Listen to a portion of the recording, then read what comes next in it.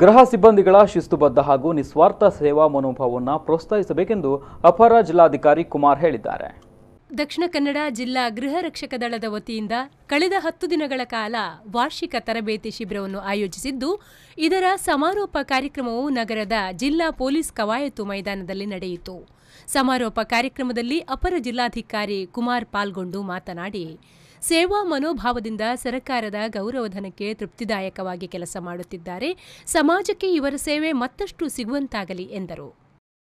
ನಾಗರಿಕ ಸಮಾಜವನ್ನು ರಕ್ಷಣೆ ಮಾಡುವಂಥ ನಿಟ್ಟಿನಲ್ಲಿ ತಮ್ಮನ್ನು ತಾವು ತೊಡಗಿಸಿಕೊಂಡು ಆ ಮೂಲಕ ಈ ಸಮಾಜಕ್ಕೆ ಒಂದು ಉತ್ತಮ ಸೇವೆಯನ್ನು ನೀಡ್ತಾ ಇರುವಂಥದ್ದು ಬಹಳ ಶ್ಲಾಘನೀಯ ಅಂತ ನಾನು ಹೇಳಲಿಕ್ಕೆ ಇಚ್ಛೆಪಡ್ತೇನೆ. ಅದರಲ್ಲೂ ದಕ್ಷಿಣ ಕನ್ನಡ ಜಿಲ್ಲೆಯ ಗೃಹ ರಕ್ಷಕರಂದರೆ ಒಂದು ಶಿಸ್ತು, ಬದ್ಧತೆ, ಪ್ರಾಮಾಣಿಕತೆ ಹಾಗೂ ನಿಸ್ವಾರ್ಥ ಸೇವೆ, ಈ ಅಂಶಗಳ ಹಿನ್ನೆಲೆಯಲ್ಲಿ ಹೆಸರನ್ನು ಪಡೆದಿರುವಂಥದ್ದು.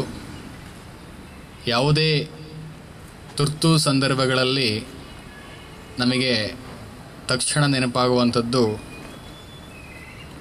ಪೊಲೀಸ್ ಇಲಾಖೆ ಜೊತೆಗೆ ಗೃಹ ರಕ್ಷಕ ದಳವೂ ಕೂಡ ಹೌದು.